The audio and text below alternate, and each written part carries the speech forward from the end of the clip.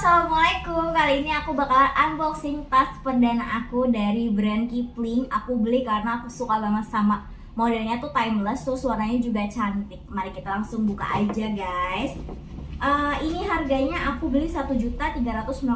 Jadi dia tuh ada 6 pilihan warna dan warnanya tuh harganya beda-beda per warnanya.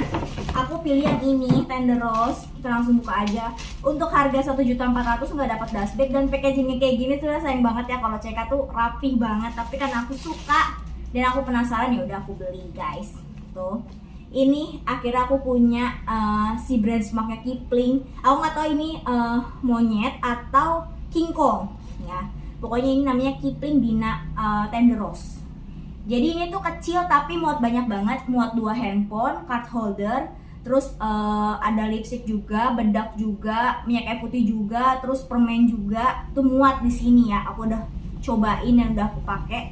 Talinya bisa di adjustable tuh. Hardware-nya tebel banget, tapi bukan hardware yang bahannya kinclong, dia model-model bahan kayak baut-baut besi gitulah. Terus ini katanya water resist.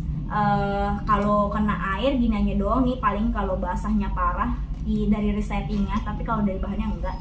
Bagian dalamnya seperti ini tuh, ada slotnya kecil. Kemarin aku taruh uang sama taruh lipstick, taruh di sini guys.